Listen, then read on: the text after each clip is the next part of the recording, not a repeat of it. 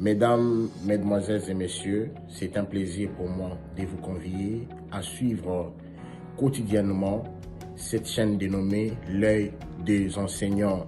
C'est une chaîne qui valorise l'enseignement dans notre pays, la République démocratique du Congo. Quand on parle de l'enseignement, on voit directement l'enseignant ainsi que l'apprenant qui est l'élève et l'étudiant. Alors n'hésitez pas à vous abonner parce que c'est un cadre qui nous permettra à s'exprimer librement tout en dénonçant ce qui se passe dans notre pays sur le plan éducatif. Abonnez-vous massivement, likez, partagez avec vos proches afin que tous nous puissions parler le même langage et tous nous puissions développer notre pays sur le plan éducatif. Que Dieu bénisse la République démocratique du Congo. Merci. Vous nous suivez de partout, fidèles téléspectateurs. Bienvenue dans ce nouveau numéro de votre magazine. Dès ce soir, un nouveau numéro avec un nouveau invité. Nous allons parler justement toutes les questions d'intérêt majeur de notre pays. On va aussi parler de la religion, l'arrivée du pape François. Et tout ceci sera en face d'un invité. Ce soir, nous sommes en face de M. Adolphe Amissi Makutano. Il est de l'UDPS, parti au pouvoir. Monsieur Adolphe Amissi, bienvenue, merci de répondre favorablement cette fois-ci à notre invitation. Merci beaucoup, cher Charlie, de m'avoir invité. Bien entendu, nous sommes là pour répondre à toutes les questions qui nous seront posées. Monsieur Adolphe Amissi, d'entrée de jeu, je m'irai devant ces milliers, je dirais même des millions de téléspectateurs qui vous suivent en ce net moment, puissent vous découvrir. Qui est Adolphe Amissi à l'UDPS? Il occupe quelle fonction à l'heure où nous parlons? Merci beaucoup, monsieur Charlie, pour le respect de nos téléspectateurs. Je vous en prie. Je vous en prie. J'enlève mon chapeau justement pour le respecter. En tout cas. Bien entendu, je suis Adolphe Amissi Makutano, vice-président nommé par son Excellence, Monsieur le Président de la République. Et désormais, nous sommes à la tête, justement, à la coordination de la jeunesse de l'UDPS pour l'instant. En quelque sorte, président de la Ligue des jeunes de l'UDPS. Bien sûr. On va en parler. On commence cette émission avec justement ces sujets d'actualité, pas politique, mais religieux. On parle de l'arrivée du pape François en République démocratique du Congo du 2 au 5 juillet prochain. Vous êtes du pouvoir. Est-ce l'arrivée du pape François en RDC, c'est une bénédiction pour le peuple congolais? Comme ça se dit toujours, cher Charlie, la maison qui reçoit les visiteurs, c'est une maison bénie. Okay. François n'est pas n'importe quelle personnalité, c'est une haute personnalité du monde. Et bien entendu, quand il fait une mention de venir nous visiter, nous ici en République démocratique du Congo, là où il y a certains compatriotes qui sont en train de vendre la position négative de notre pays, mais lui, il accepte et il veut communier avec les enfants de la République démocratique du Congo. C'est une chose à louer, c'est une bonne chose et c'est une bénédiction pour nous. Nous allons recevoir la plus haute personnalité de l'Église catholique et donc pour nous, nous sommes très joyeux et surtout politiquement, nous devons rendre un grand hommage au président de la République qui désormais est en train justement d'exprimer une politique agissante à travers les autres nations. Comme vous le savez, le Vatican, c'est aussi considéré comme un pays. Oui, un et État. En termes de la diplomatie, je crois que nous les avons séduits. Et voilà, il y a cette visite que nous observons tous, que nous allons accueillir tous.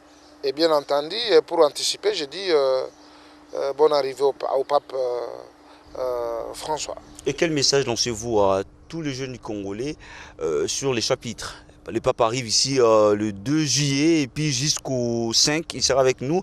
Quel message lancez-vous aux jeunes congolais qui attendent bien sûr impatiemment cette journée? Notre pays étant un pays laïque, mais pour cela, nous demandons à l'ensemble de notre peuple, à l'ensemble de la jeunesse congolaise, que le pape arrive. Nous devons lui réserver un accueil digne et à la hauteur de sa personne. En particulier la jeunesse de l'Union pour la démocratie et le progrès social. D'ores déjà, nous vous informons que nous serons là en masse Comme ça, chez nous, nous viendrons à Mobondo. Nous serons vraiment en grande quantité, justement pour réserver les hommages et surtout un accueil digne au pape qui va visiter la République démocratique du Congo sous le leadership politique de son Excellence, Monsieur le Président de la République. Donc c'est un acquis.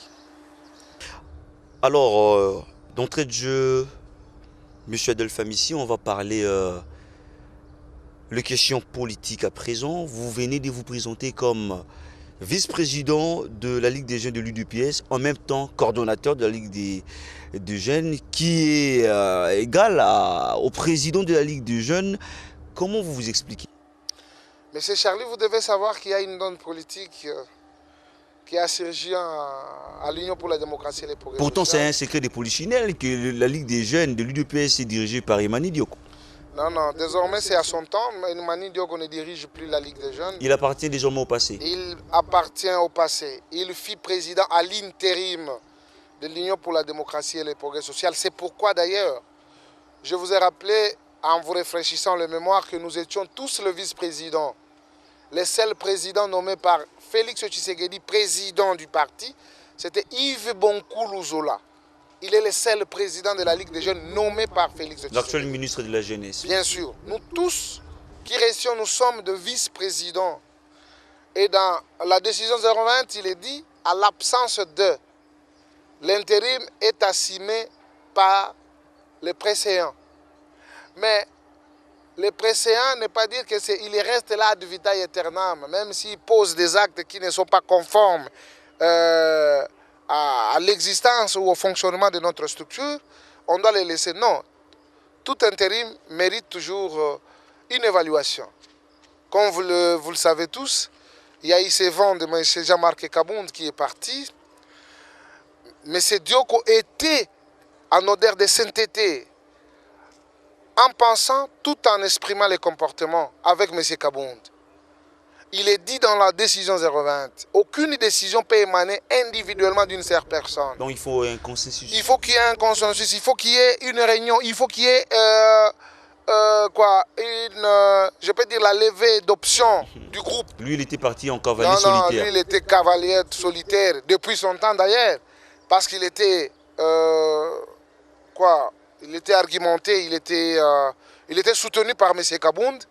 Et bien entendu, la décision est tombée et il ne pouvait plus représenter la Ligue de jeunes. C'est voilà, il est à côté. Et qu'est-ce que vous lui reprochez concrètement? Mais c'est cette manière de ne pas comprendre l'esprit du groupe. Nous sommes un ensemble, nous sommes un tout. Vous ne pouvez pas vous considérer moi, toi-même, un seul. Tu prends la décision en violation même de la décision nous nommant, en se comportant comme un potentat. Non. Nous étions à 7 vice-présidents avec un président. Le président est parti, nous sommes restés à 7.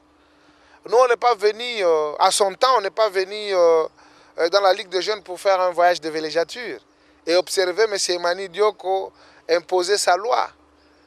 Il a séparé, il y a eu des dédoublements de fédérations, donc tout était dédoublé.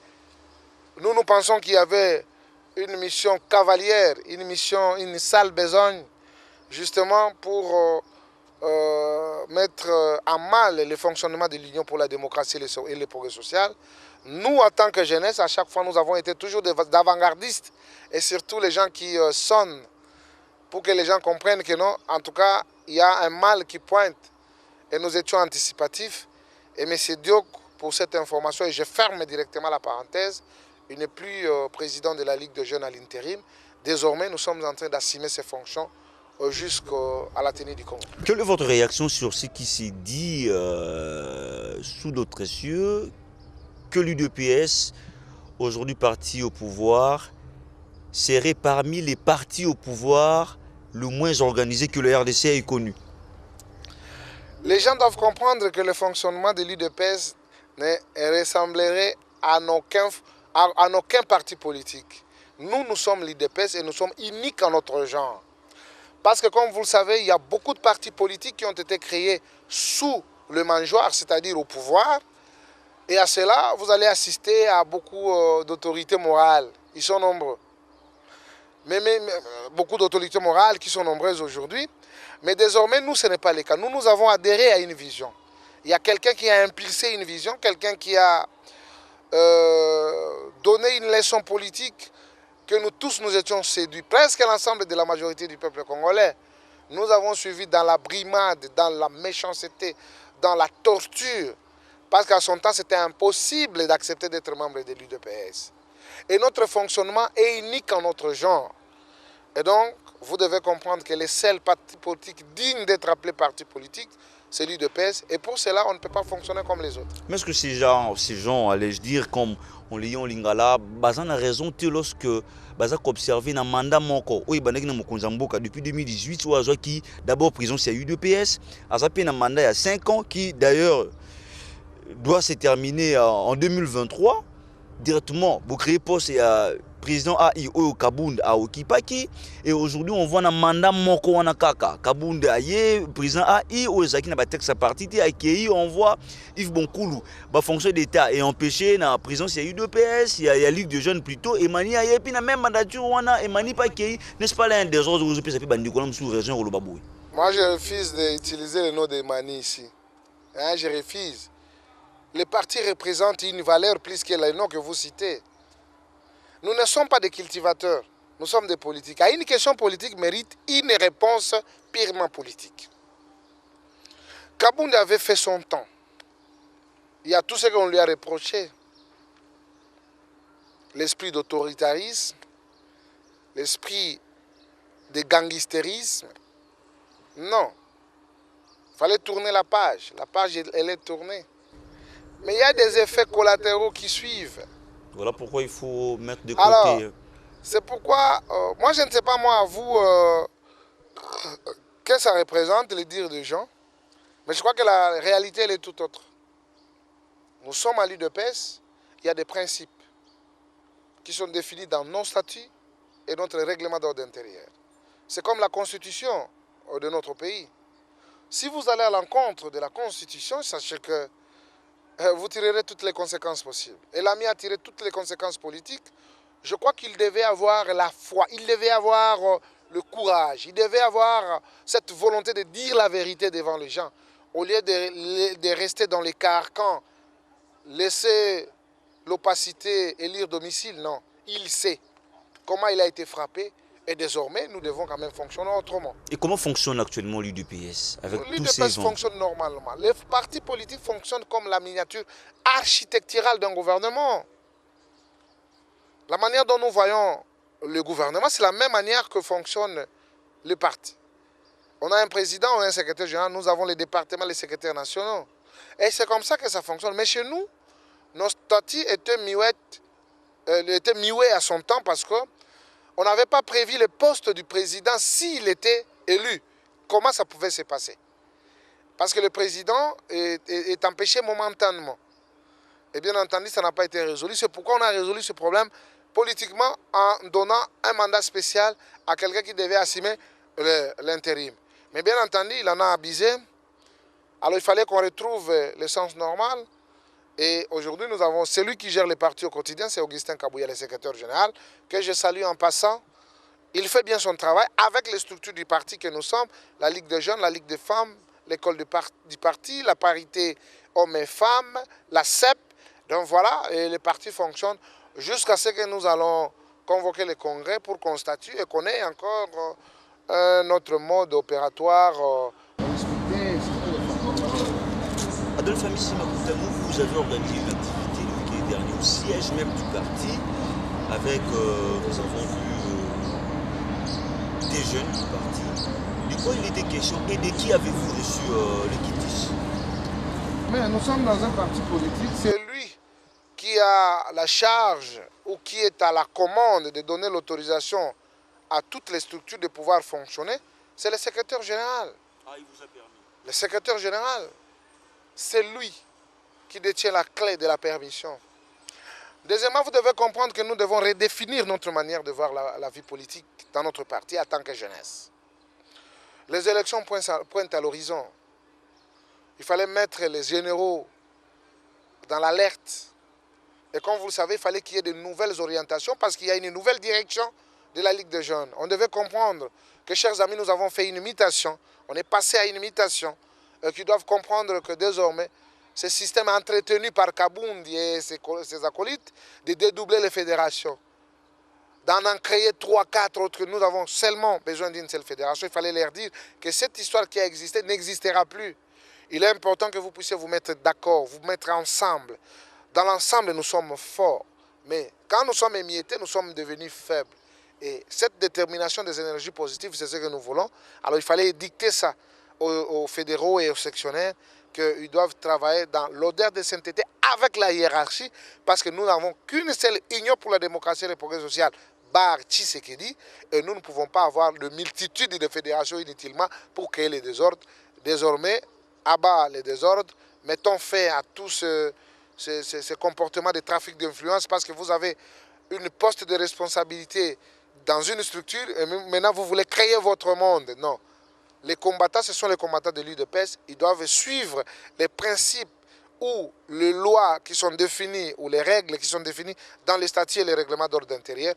Voilà, c'est ce qui a été comme rendez-vous avec les jeunes le week-end. Et je crois que le message est passé. Le message est passé. Adolphe Amici, Cécimé, Moussa, d'autres questions d'ailleurs nous sont pendant l'émission.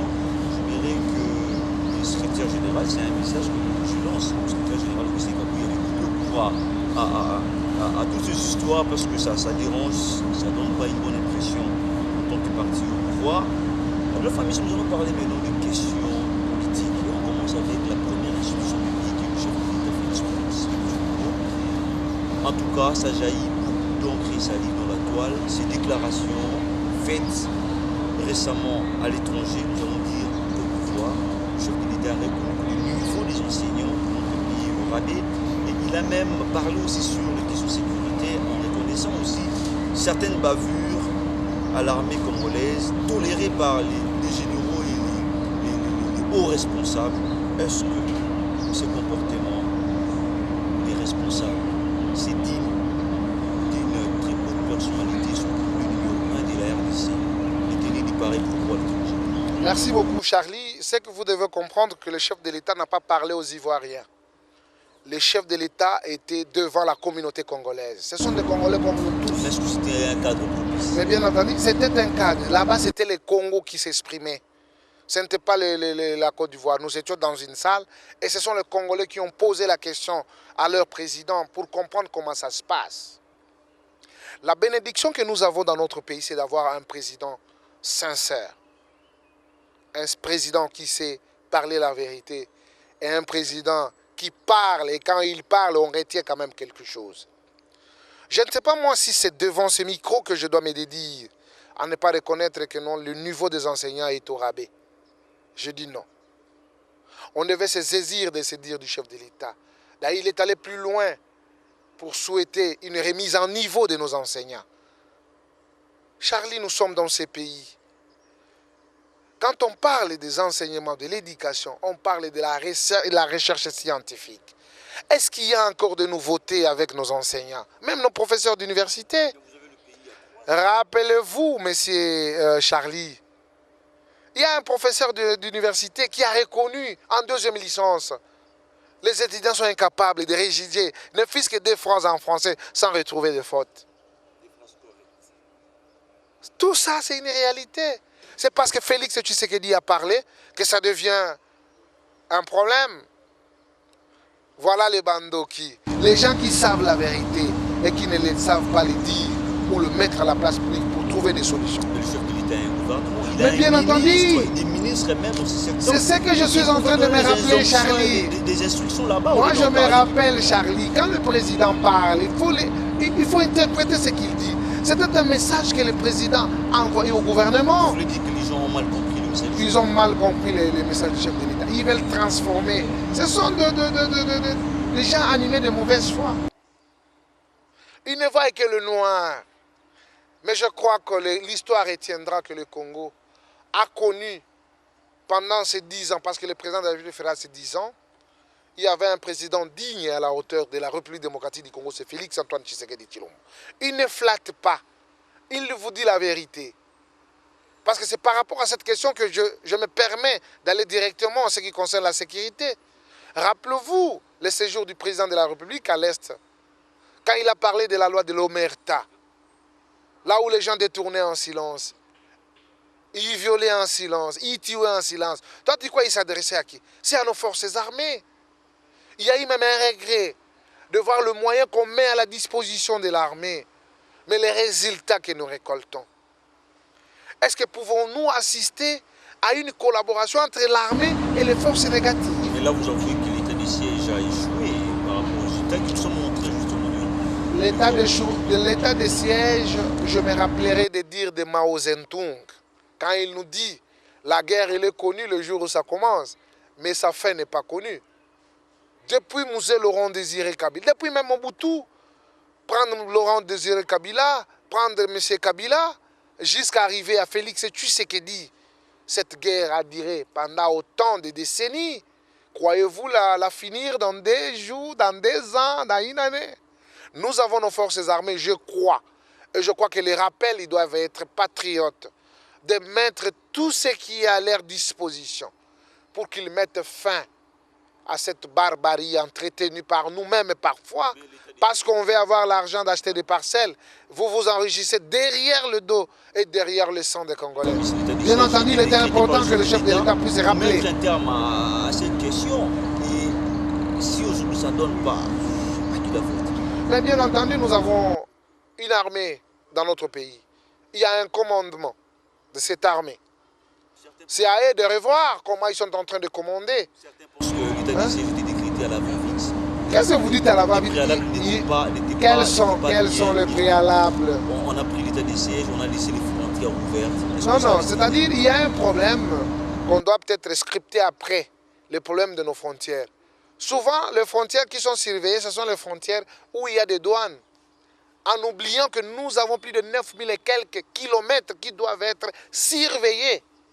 Mais comme là-bas, il n'y a pas de douane, c'est poreuse. Et ça se comprend. Nous avons l'armée qui a une mission régalienne. Nous avons une police mêmement. Nos services de renseignement et de sécurité mêmement. C'est à leur niveau. L'État met tout ce qu'il faut pour en finir avec cette histoire de la honte. Mais vous, personnellement, quel bilan dressez-vous de l'état de siège? Moi, bien entendu, il y a quand même de bonnes choses qui ont été faites. Il y a aussi des choses qui doivent être améliorées pour qu'on en finisse une fois pour toutes avec cette guerre. On ne peut pas vivre avec une guerre permanente, mon frère. Et quand on arrête les gens, ce sont nos frères qui sont en connivence avec tel ou tel. Il y a les hommes en uniforme qui vendent les armes. Tu vois, il y a toujours une complicité. C'est pourquoi on dit que c'est une guerre asymétrique. Mais, bien entendu, par la détermination du premier d'entre nous, du commandant suprême des forces armées et de la police nationale, nous devons mettre fin à cette guerre. C'est par ici où je dois interpeller tous ceux qui sont impliqués dans les services de renseignement, de sécurité, de mettre en œuvre tout ce qu'il faut pour éradiquer et donner des solutions à la population qui vit à l'Est et que la paix règne une fois pour toutes parce que nous en avons la capacité. Mais le chef de l'État a annoncé il y a quelques jours ainsi ouvrir les tensions des officiers, des généraux uniformisés, justement mettre un terme toujours à cette histoire qui demeure toujours. Est-ce que c'est vraiment une voie palliative nécessaire que le peuple congolais peut s'attendre? Cet atelier ou ce séminaire, ou c'est pas le choix? Ça vaut de la peine. Cher Charlie, ça vaut de la peine. Quand on parle de la déontologie, même vous les journalistes, vous avez quand même cette déontologie. Mais pourquoi pas nos amis, nos forces armées? Parfois, sans ce séminaire, ils perdent peut-être de valeurs qui doivent être reconnues dans eux. Mais ça coûte très cher au trésor public et puis on n'a pas les retombées. Mais il faut les faire. Résultats. Les trésors, l'argent de l'État, c'est pour les affecter à des fins utiles. Quand on veut rappeler l'éthique ou la déontologie de nos forces armées de la République, vous dites que non, l'argent va trop. Mais cet argent va faire quoi? C'est ça l'important de cet argent, les affecter à des besoins pareils. Il y a un besoin, il faut affecter l'argent de l'État. Aujourd'hui, nous avons beaucoup de moyens qui ont été récoltés par nos régies financières. Il y a même les dépassements. Ces dépassements, ça fait quoi? Il faut les affecter pour les besoins de la République. Et pour cela, moi, je pense que c'est fondé. Il était important que les forces armées, les responsables de l'armée, puissent être rappelés à l'ordre. Ils doivent savoir leur travail.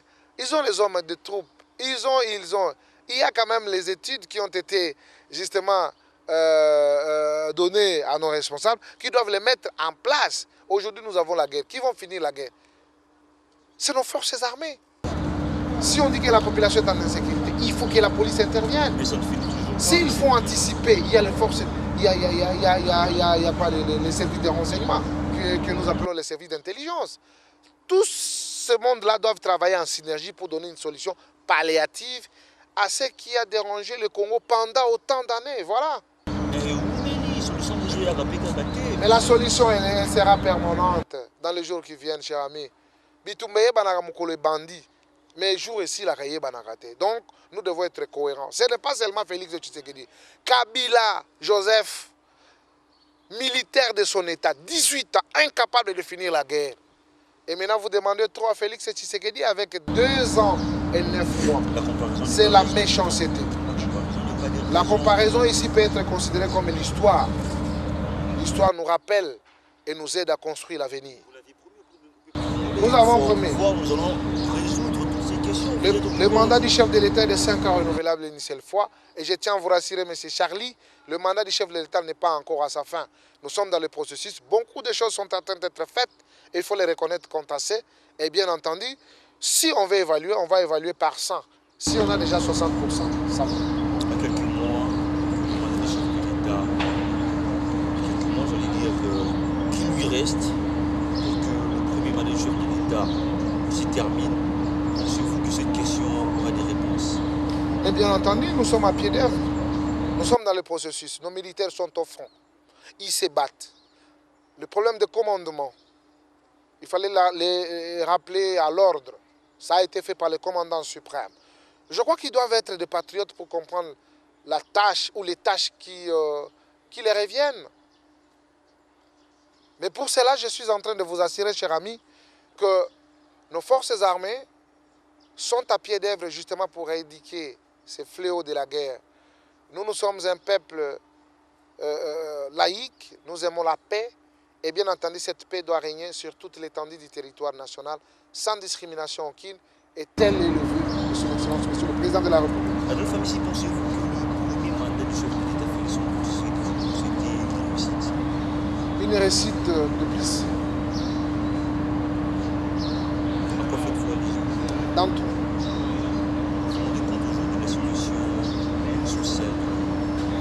Mais, Charlie, le président de la République accède au pouvoir dans un contexte aussi compliqué, sans la majorité parlementaire, et il fallait mettre un gouvernement en place. Comme vous le savez, le gouvernement, c'est l'émanation du Parlement. Il nous a fallu 9 mois pour avoir un gouvernement. Et arrivé à la fin, on a le gouvernement, la réalité de Covid-19 est arrivée. Ça nous a pris combien d'années? Pourquoi nous ne voulons pas regarder la vérité en face? Et la Covid nous a pris combien de temps? Toutes les économies du monde étaient par terre. Et il fallait qu'il y ait une particularité pour la RDC, parce que c'est ici où il n'y avait pas Covid. Tout ça, c'est une réalité. Mais le président de la République a imprimé une nouvelle politique. L'orthodoxie dans la gestion, justement, des recettes de l'État. Nous tenons. Nous sommes le meilleur pouvoir aujourd'hui, qui a mobilisé beaucoup de recettes. Les précédents, les amis qui ont géré ces pays, ils avaient laissé les réserves à 800 millions et tel. Aujourd'hui, nous sommes dans les 4 milliards de dollars. Félix Tshisekedi est le meilleur. Bien entendu, le mal était très profond. Et il faut comprendre que tout était priorité dans notre pays. Et nous sommes en train de toucher sur tous les domaines. Bien entendu, d'ici les jours qui viennent, les gens comprendront que non, le Congo est entre les très bonnes mains.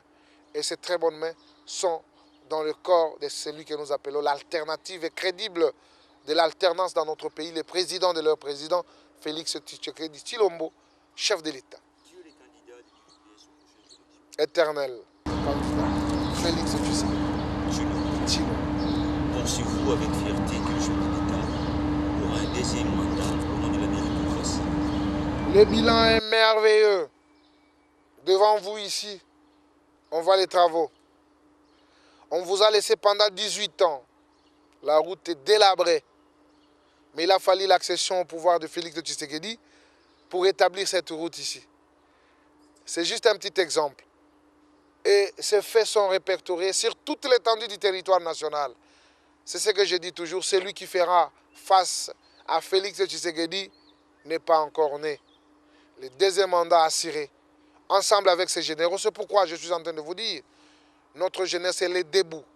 Nous allons imprimer une nouvelle donne, justement pour faire comprendre à nos adversaires politiques qu'il était important que le fils de Tshisekedi puisse occuper la magistrature suprême pour que le Congo puisse retrouver son sens d'être considéré comme une nation à travers l'Afrique, à travers le concert des nations et pourquoi pas à travers nos voisins à qui nous partageons les frontières. On parle également de processus électoral d'ici d'ailleurs le 2023. C'est dans quelques mois et aujourd'hui c'est la loi électorale qui bat tellement son plein. Pourquoi vous sabotez les consensus souhaités par d'autres partis? Les gens doivent éviter de confondre les temps. La dictature est révolue avec Mobutu, avec Kabila le père, avec Kabila ici. Avec Félix Tshisekedi, c'est la démocratie. Quand on dit la démocratie, c'est le pluralisme. Il y a beaucoup de sons de cloche. C'est la majorité qui prime.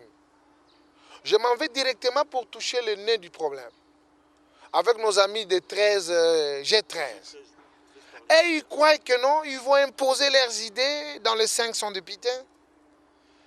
Ils sont envoyés à l'hémicycle, c'est pour participer à des débats. Là où il y a un débat, jaillit la lumière, il faut convaincre. Maintenant, vous venez avec la dictature pour dire que non, tout ce que nous avons proposé, il faut que ça passe. Mais il faut convaincre. Il faut convaincre. Est-ce qu'il a été dit dans la Constitution qu'il y a un groupe de G13 qui doivent amener leurs propositions et que cela doit être pris et doit être prise dans sa généralité? Parce que d'autres propositions seront à votre défaveur apparemment. Quelle défaveur? Les lois ne sont pas votées pour des individus, c'est pour la nation. Et si ces lois représentaient un danger, il fallait les adopter. Pourquoi ils ont été envoyés là-bas? C'est parce qu'ils sont représentants de la population. Ils doivent accepter les débats, d'être contredits et pourquoi pas d'être aussi retirés dans certaines propositions qu'on a cru peut-être proposer à 100%, on prend 30%. C'est ça la voix de la majorité. Donc les 70% restants n'ont pas convaincu. On n'a jamais été dans ça. L'origine de notre pouvoir, nous sommes le fils de Tshisekedi.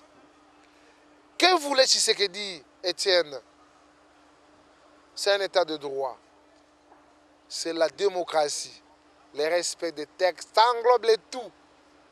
Bien sûr, nous étions mal habitués avec les dictatures. Le fonctionnement en défaveur, ça nous a pris beaucoup de temps. Pour que les gens puissent faire la mutation, cher ami, ça doit nous prendre du temps. Et il faut comprendre. Mais c'est la dictature, c'est la démocratie qui est exprimée. Aujourd'hui, bien entendu, les langues commencent à se délier en comprenant que c'est le fils de Tshisekedi qui préside aux destinées de la République démocratique du Congo. Et nous devons en être fiers. On dit que les pouvoirs en place, presque ce qu'a fait le pouvoir passé. Aujourd'hui, on voit avec l'État Matata, parce que c'est déclaré candidat de la République en 2023. Et aujourd'hui, on voit tout ce qui se passe au Colombie, pas d'immunité parlementaire autant. La justice, il y avait un document du président de la cassation qui avait reconnu que Matata était du poursuivant. Et jusque-là, n'est-ce pas là vous confiez les comportements que vous avez décrits? Le régime de Félix ne reflètera en aucun cas au régime Kabila. Je vous donne certains exemples. Dans le temps de Kabila, il prenait le Koulouna, il les mettait où? On ramassait les cadavres à travers les rues. Aujourd'hui, ce sont des bâtisseurs, des responsables. Au temps de Kabila, les budgets étaient de 3 milliards, 4 milliards. Au temps de Félix Tshisekedi, c'est 11 milliards. Reste verbal par rapport aux élus. C'est pas verbal, c'est attesté. Par rapport à la réalité, pas plus tard qu'avant-hier. Même les articles, ils sont des produits de première nécessité. Pas plus tard qu'avant-hier, la Banque mondiale, le FMI, a reconnu que la croissance de la République démocratique du Congo va passer maintenant de 6,1%. Mais les retombées de tout ça. Mais les retombées de tout ça, il y a l'augmentation des salaires de nos fonctionnaires. Ça, il faut les reconnaître. Ils sont combien? Et quand on ajoute, ça veut dire que non, la caisse de l'État pèse lourd. Deuxièmement, quand vous nous parlez de Matata Mpogno, chers amis, nous devons avoir la honte. Où en sommes-nous avec le projet Bukangalonzo? Pouvez-vous me montrer les 1000 écoles que l'État avait mis l'argent à la disposition, plus de 200 et quelques millions de dollars? Est-ce que je peux vous dire, on ne compare pas l'incomparable. Vous me dites de Matata. Matata, il a fait la honte de la gestion dans notre pays, il doit répondre. Il était au Gabon quand il est retourné pour affronter la justice de la République démocratique du Congo. Mais comment il se plaint encore? C'est inacceptable. Il a dit que le dossier est vide. Ce n'est pas à lui de juger que le dossier est vide. Nous avons les juridictions. Comment les gens veulent mettre à nu, n'est-ce pas, les comportements de notre justice? Donc dans notre pays, l'impunité est favorable. Quelqu'un qui a, quelqu'un qu'on reconnaît en lui des indices de culpabilité graves sur les détournements de fonds publics. Maintenant, aujourd'hui, vous voulez faire les éloges parce que vous ne voulez pas le régime de Félix Tshisekedi. Il fait peur, l'État Matata. Il ne fera rien parce qu'il n'a rien fait dans ces pays. Ce que Félix Tshisekedi est en train de faire est plus meilleur depuis que le Congo est Congo. Il était Premier ministre, un économiste prétentieux. Il a laissé le budget à combien? Est-ce qu'il peut nous démontrer que l'argent a été dépensé pour le projet Bukangalonzo? Les 1000 écoles construites, où en sommes-nous? Les projets de base et les restes, ils étaient dans la théorie. Félix est dans la pratique. Ensemble avec ces généraux, nous sommes trop fiers de dire que désormais le Congo a retrouvé sa place. Et non avec les kamikazes qui se sont octroyés de noms, n'est-ce pas, de prétentions, les technocrates. Où est-ce qu'ils ont laissé la République démocratique du Congo? Mais désormais, entre les très bonnes mains de Félix Tshisekedi, nous en sommes sûrs et le Congo est considéré dans le concert des nations. Depuis que le Congo est Congo. Et aujourd'hui, nous avons le chouchou de tous les présidents, c'est notre président. Et donc, nous n'avons rien à apprendre à Matata. Nous avions fermé la parenthèse avec Kabila, hermétiquement, parce que ces gens ne reviendront plus, à moins que les gens puissent être amorphes. L'UDPS a démontré de quoi elle était capable. Nous avons combattu Mebreduy avec la détermination. Nous avons changé la cour normale. Les Kadogo d'hier sont partis, la queue entre les pattes. Et désormais, Félix Tshisekedi préside au destiné de la République démocratique du Congo. Je vous assure, Charlie, le Congo d'aujourd'hui ne sera plus considéré comme le Congo d'hier. Adolphe Amissi, quelle est votre réaction par rapport aux propos tenus par Adolphe Muzito, qui est de l'opposition, mais il reconnaît quand même les performances économiques réalisées? Ça sort un peu de l'ordinaire? Il est pragmatique. Ah. Il est pragmatique. Quand les opposants reconnaissent quand même vos bienfaits, ils sont pragmatiques. Mais je tiens à vous dire et quand on demande consensus, les ennemis de la République. Devant l'évidence, cher ami, devant l'évidence, on n'a pas le choix. Qu'est-ce que vous pouvez dire? Adolphe Muzito, il ne parle pas pour parler. Il est outillé à ce qui concerne les finances. Il comprend, il a les entrées. C'est un ancien Premier ministre, un ancien inspecteur des finances. Il connaît. Et quand il avoue en tant qu'opposant, mais quelle leçon pouvez-vous tirer dans la gestion de Félix Tshisekedi, si ce n'est que d'applaudir et de dire désormais le Congo est entre les très bonnes mains? Je préfère me répéter. C'est ça le Congo. Le président a dit nous sommes capables de mobiliser beaucoup de moyens pour notre pays, mais malheureusement, les gens ont adopté les comportements de détournement. Les gens ont été ailleurs au lieu de travailler pour la République. Les fruits sont là. Pourquoi ne pas applaudir? C'est ça que je fais allusion au pragmatisme. Il ne veut pas se contredire et il sait que non, c'est une réalité. Et donc, devant l'évidence, on n'a pas le choix. On a dit que vous l'invitez déjà pour partager les gâteaux. Il est congolais. S'il peut amener des énergies positives pour que le Congo puisse aller de l'avant, il n'y a pas de souci. Il n'est pas le seul. Il y a les gens de la Mouka dans le gouvernement. Il y a les gens du FCC dans le gouvernement. Il y a les gens du MLC dans le gouvernement. Il y a les gens de l'INC dans le gouvernement. Y compris les gens de l'UDPS dans le gouvernement. C'est le gouvernement de la République. Nous n'avons pas cette politique d'exclusion. Nous avons la politique d'ensemble. Rappelez-vous le 24 janvier, Charlie, vous étiez au Palais de la Nation. Le premier discours du chef de l'État, quand il a émis le vœu de voir tous les Congolais être à ses côtés pour construire notre pays. L'histoire du Congo sera écrite par les Congolais. Sachez que la construction ou le développement de la République démocratique du Congo dépendra de la volonté de ses propres fils que nous sommes. Vous voulez déstabiliser, vous voulez anéantir l'opposition de notre pays. C'est apparemment les comportements qu'a adopté et qu'affiché Kabila, que vous avez également copié aujourd'hui. Bon, je suis dans les regrets de constater qu'on n'a pas une opposition responsable. Il fallait qu'il y ait une opposition farouche, forte, pour rappeler le pouvoir à l'ordre. Mais quand on a une opposition de la pacotille, une opposition de circonstances... De la pacotille que vous réprimandez aujourd'hui? On réprimande quoi? À mon avis, vous dispersez les manifestants, chose que vous avez décriée aussi sous Kabila aujourd'hui, Nous M. avons une constitution. Ce n'est pas seulement vous réveillez le jour au lendemain, vous organisez une manifestation. Informez même alors. Vous n'informez pas, vous vous improvisez. Il y a quand même des services qui sont habilités à rétablir de l'ordre. Là où vous croyez perturber l'ordre, il y a aussi certains Congolais qui veulent aussi avoir de l'ordre pour travailler. Et pour cela, il y a quand même cet organe habilité à remettre de l'ordre, c'est la police. Nous, on veut voir une bonne manifestation, chers amis. Ils ont fait bloc patriotique avec l'église catholique. Ils ont échoué lamentablement. Incapables de mobiliser. Quand on disait à son temps que c'était l'IDPS qui était dans la rue, c'était l'IDPS qui menait ces démarches, c'était l'IDPS qui menait le mouvement, les gens croyaient qu'on était en train de blaguer. C'était nous, les avant-gardistes de la République. C'était nous qui étions déterminés pour changer la cour normale de ce pays. Et bien entendu, si vous demandez à Kabila, il reconnaîtra qu'il y avait une opposition à son temps qui a fait que je puisse plier mes bagages et me retrancher à Kingakati, où je vis en paix, je suis protégé. Et ces gens-là, nous devons les laisser tranquilles, gérer la République, remettre de l'ordre dans la gestion de la ressource publique. Et voilà, nous en sommes ensemble avec l'alternative crédible de l'alternance dans notre pays. Je cite son Excellence, Monsieur le Président de la République, chef de l'État, et le président de leur président, Félix-Antoine Tshisekedi Tshilombo.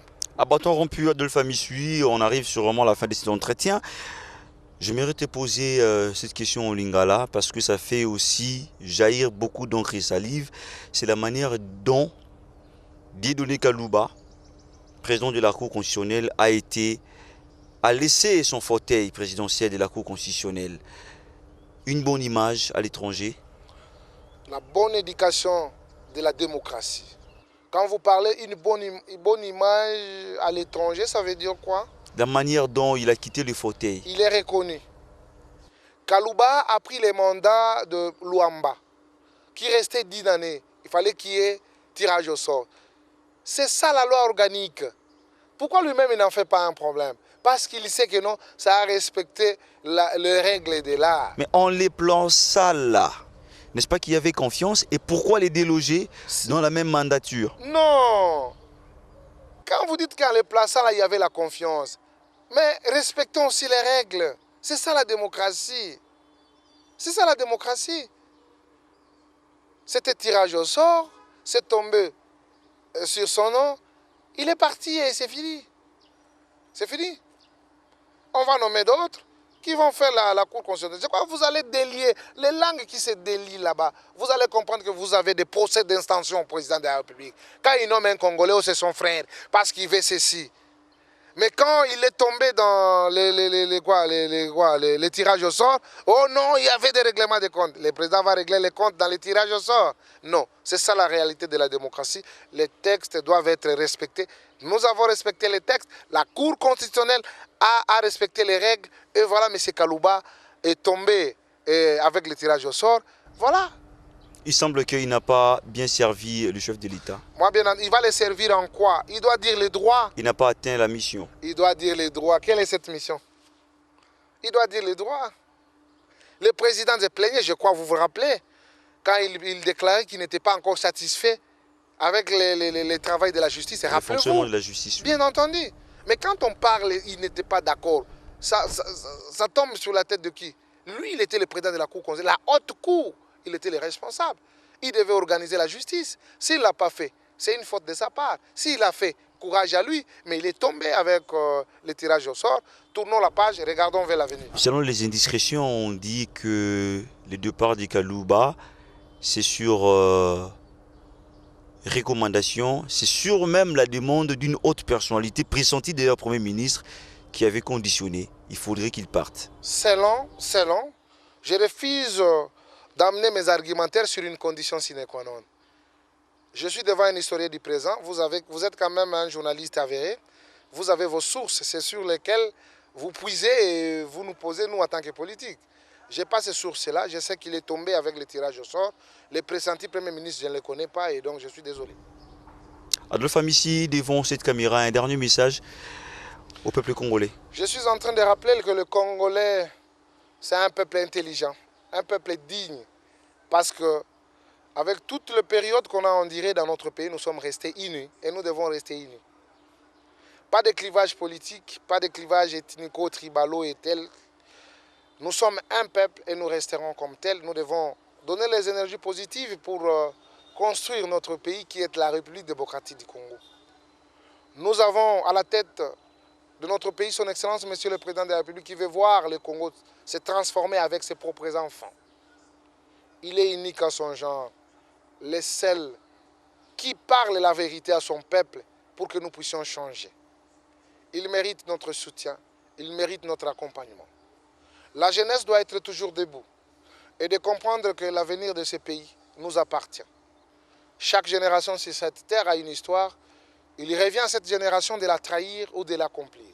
Mais nous disons, nous avons accompli notre mission. Nous devons aller avec cette réalisation jusqu'au bout. La construction, la transformation, le devenir de notre République démocratique du Congo. La jeunesse de l'UDPS doit être toujours debout, déterminée, pour donner à son Excellence, Monsieur le Président de la République, une majorité confortable. Comme vous le savez, dans les jours qui viennent, nous serons aux urnes, mais avant que nous y soyons, il y a des préalables. La sensibilisation, la mobilisation, la détermination pour séduire les autres jeunes parce que nous représentons plus de 70% des électeurs dans notre pays. Ensemble, nous sommes forts, ensemble, nous sommes merveilleux. Désormais, aujourd'hui, ne reflétera jamais à demain. Adolphe Amissi, merci d'avoir répondu favorablement à notre invitation. C'est moi qui vous remercie, M. Charles. À vous, chers téléspectateurs, merci de nous avoir suivis. Le rendez-vous est pris la semaine prochaine, même heure, même chaîne, avec le même plaisir. À bientôt. Mesdames, Mesdemoiselles et Messieurs, c'est un plaisir pour moi de vous convier à suivre quotidiennement cette chaîne dénommée L'œil des enseignants. C'est une chaîne qui valorise l'enseignement dans notre pays, la République démocratique du Congo. Quand on parle de l'enseignement, on voit directement l'enseignant ainsi que l'apprenant qui est l'élève et l'étudiant. Alors n'hésitez pas à vous abonner parce que c'est un cadre qui nous permettra à s'exprimer librement tout en dénonçant ce qui se passe dans notre pays sur le plan éducatif. Abonnez-vous massivement, likez, partagez avec vos proches afin que tous nous puissions parler le même langage et tous nous puissions développer notre pays sur le plan éducatif. Que Dieu bénisse la République démocratique du Congo. Merci.